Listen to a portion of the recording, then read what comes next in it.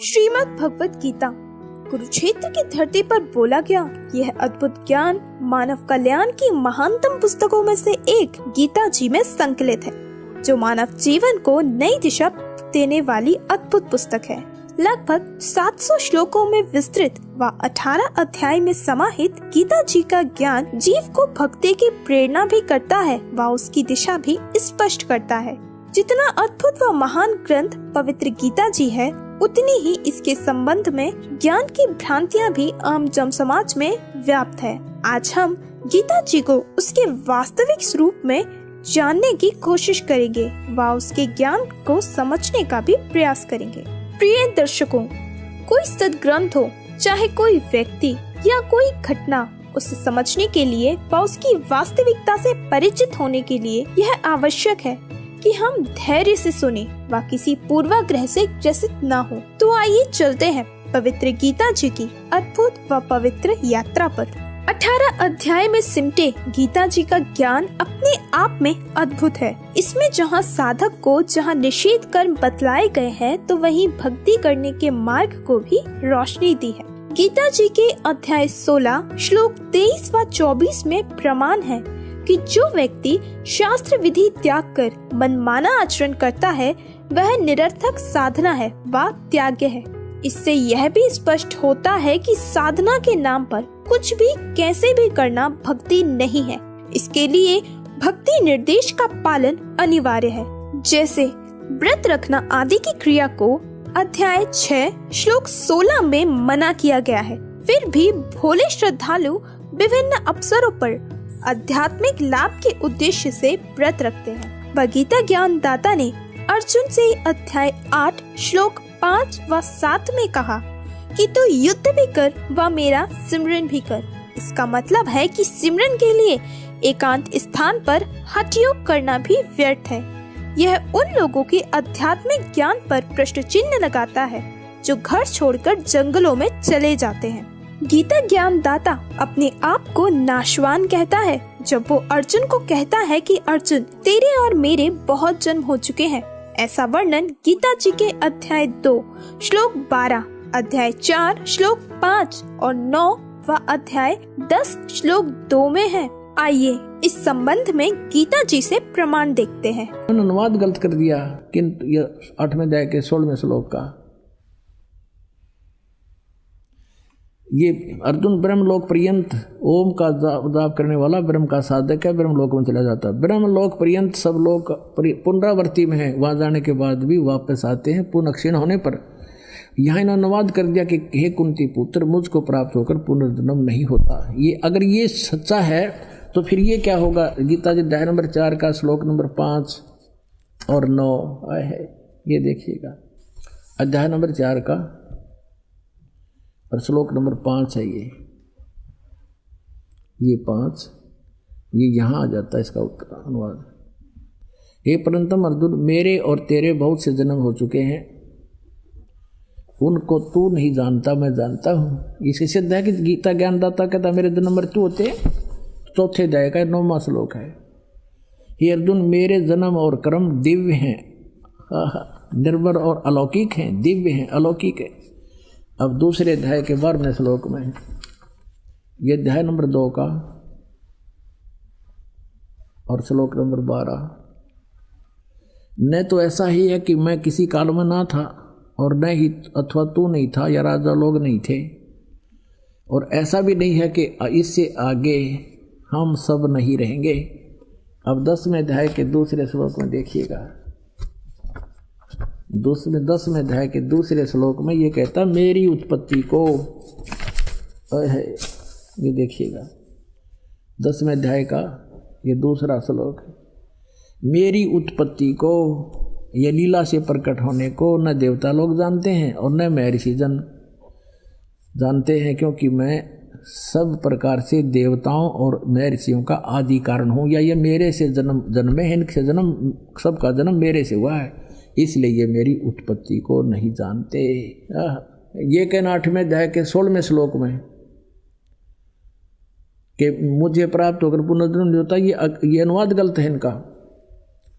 यहाँ ये इसका अर्थ ये बनता है जो ये नहीं जानते मुझे प्राप्त होकर भी कुंते उनका पुनर्जन्म होता है कि ब्रह्मलोक पर्यंत गए प्राणी भी वापस आते पुनरावृत्ति में। जो ये नहीं जानते, ये करना था, ये लिखना था इसका। गीता ज्ञान दाता अपनी साधना का मंत्र अध्याय 8 के श्लोक 13 में ओम बतलाता है, और हमने यह भी देखा कि गीता ज्ञान दाता खुद नाशवान है, तो क्या ओम नाम के जाप से हम स्थिर हो सकते हैं? अध्याय 8 श्लोक 16 में भी साफ लिखा है कि ओम जाप से ब्रह्मलोक प्राप्त होने के बाद पुनः संसार में आना पड़ता है। इस कारण ओम नाम साधना अधूरी भक्ति है। अब तक के सफर में इस पवित्र शास्त्र से हम 5 बातों को समझ पाए हैं। पहली, ओम नाम से जन्म मृत्यु समाप्त नहीं हो सकती। दूसरी, भक्ति मनमाना आचरण नहीं है, इसका सद्ग्रंथों के अनुसार होना जरूरी है। तीसरी, गीता ज्ञान दाता स्वयं नाशवान है, तो उसकी भक्ति से जीव का मोक्ष नहीं हो सकता।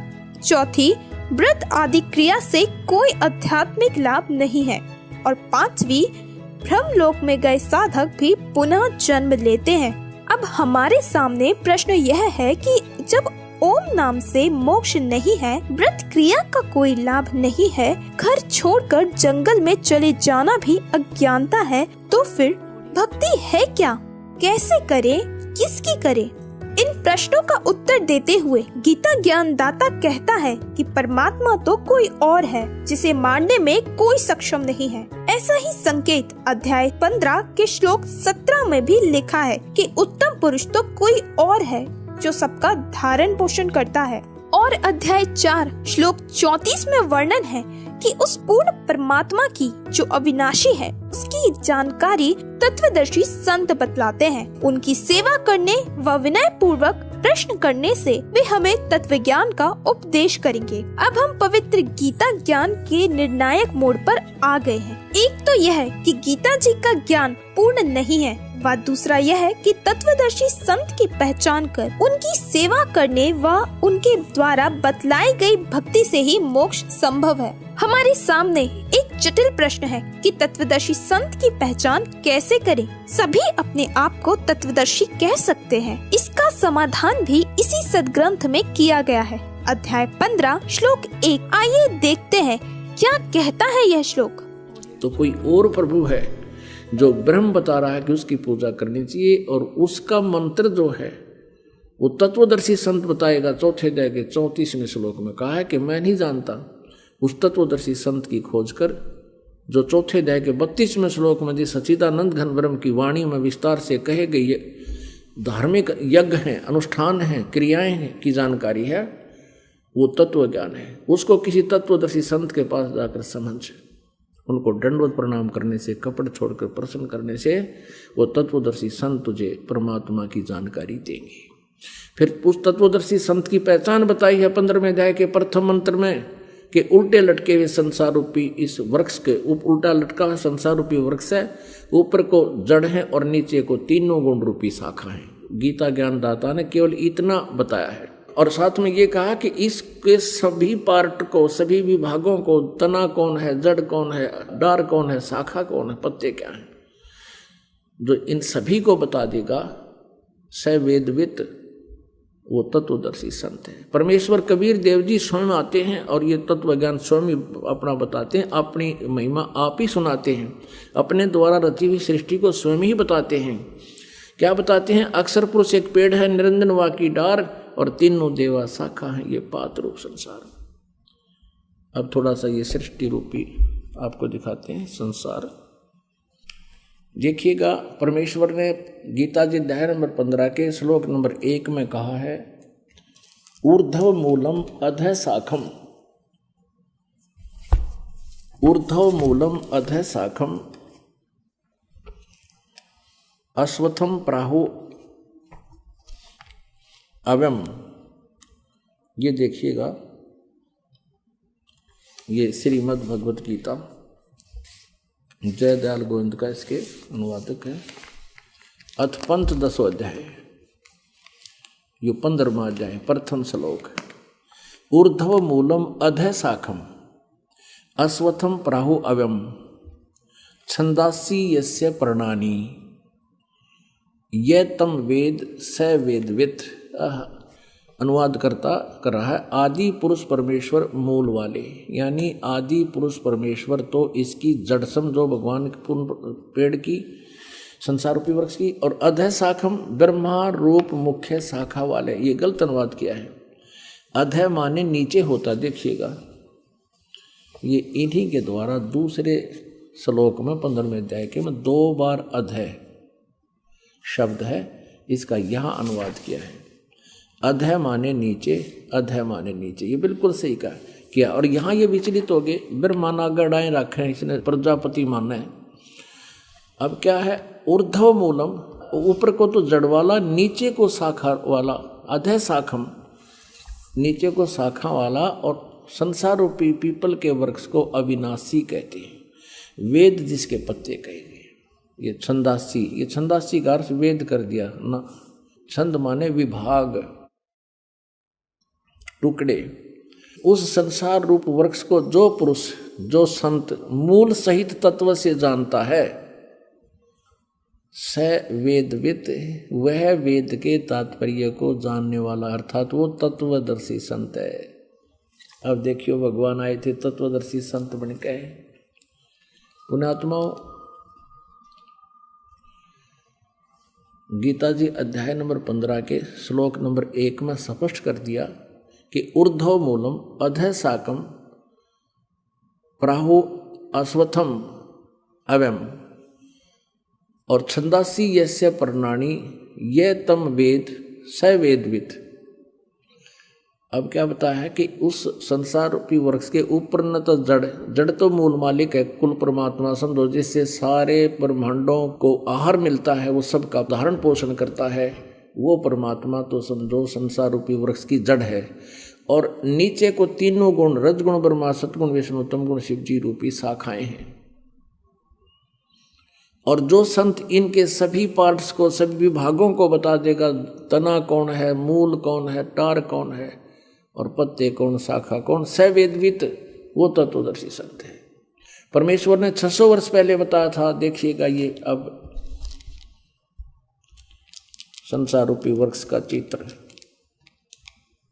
ऊर्ध्व मूलम अधः शाखम, ऊपर को जड़ वाला, जड़ तो समझो पूर्ण परमात्मा परम अक्षर ब्रह्म है, और नीचे को शाखा वाला। परमात्मा ने कहा अक्षर पुरुष एक पेड़ है, ये समझो इतना। पृथ्वी से बाहर जो दिखाई देता है उसको पेड़ कहते हैं। ये अक्षर पुरुष तना है, ये तो अक्षर पुरुष है। जैसे गीता जी अध्याय नंबर 15 के श्लोक नंबर 16 और 17 में 3 पुरुष बताए हैं, एक अक्षर पुरुष, एक ये सर पुरुष यानी ज्योति निरंजन डार, और एक परम अक्षर ब्रह्म है, उत्तम पुरुषत्वन्य, ये जड़ है, ये परम अक्षर ब्रह्म है, ये मूल मालिक है, पूर्ण परमात्मा आदि पुरुष परमेश्वर तो इस संसार रूपी वृक्ष की जड़ समझो।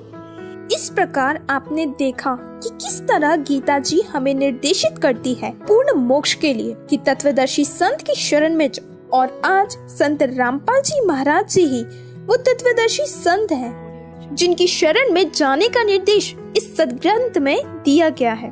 हम यहाँ अध्याय 7 श्लोक 19 का भी आवश्यक रूप से उल्लेख करना चाहते हैं, जिसमें गीता ज्ञानदाता कहता है कि वो महात्मा जो वासुदेव की जानकारी देगा वो मिलना बहुत ही दुर्लभ है। आइए रूबरू होते हैं इस श्लोक से। तो कहने का भाव ये है कि अब हम आते हैं 7वें अध्याय के 19वें श्लोक में। ये क्या कहता है कि बहुनाम जन्मानाम अन्ते ज्ञानवान माम प्रपद्यते,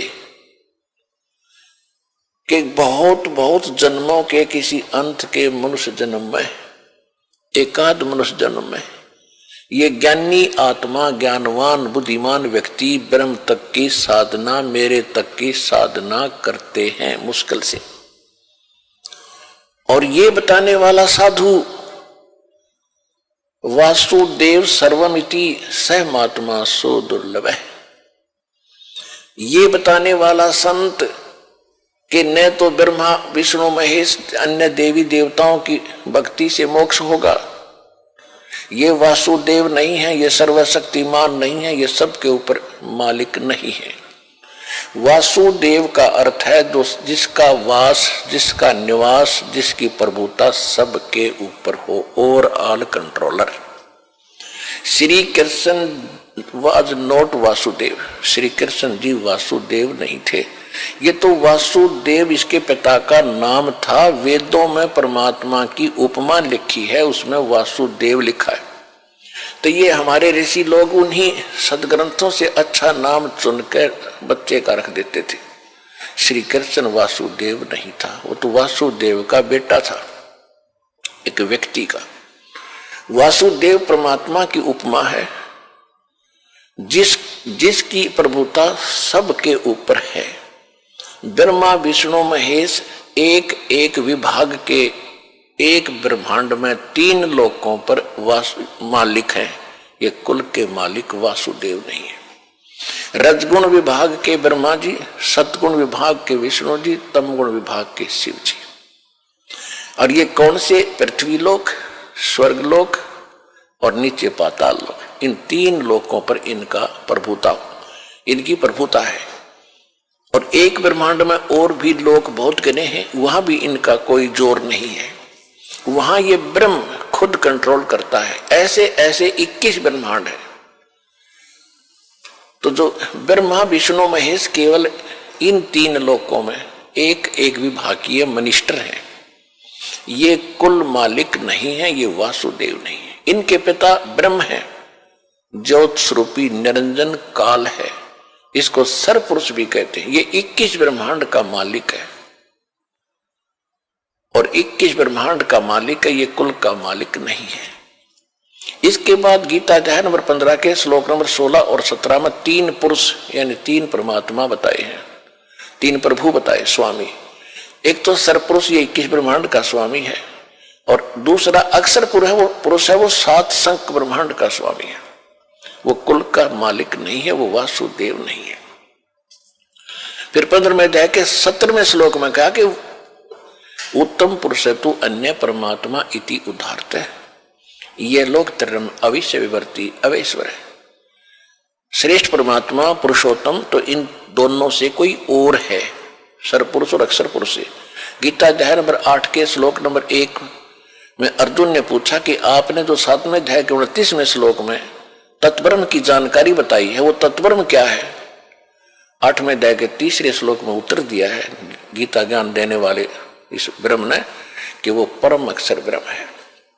तो अब हम आते हैं 7वें अध्याय के 19वें श्लोक पर है। बहुनाम जन्मानाम अंते ज्ञानवान माम पर्वते।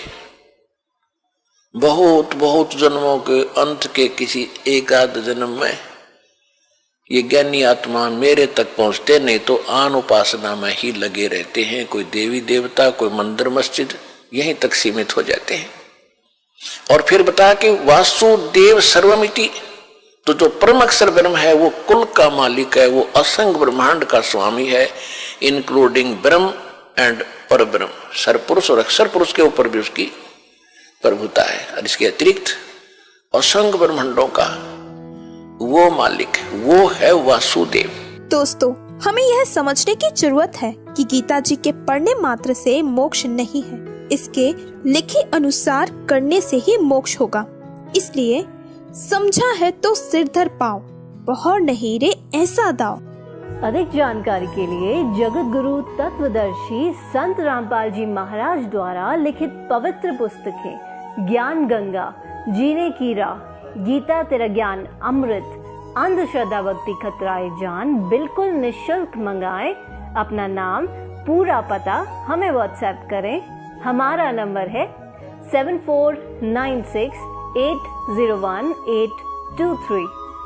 जगत गुरु तत्वदर्शी संत रामपाल जी महाराज के मंगल प्रवचन अब प्रतिदिन सुनिए MH1 श्रद्धा टीवी पर दोपहर 2 से 3 बजे, सारथी टीवी पर शाम 6:30 से 7:30 बजे, साधना टीवी पर शाम 7:30 से 8:30 बजे, ईश्वर टीवी पर रात 8:30 से 9:30 बजे।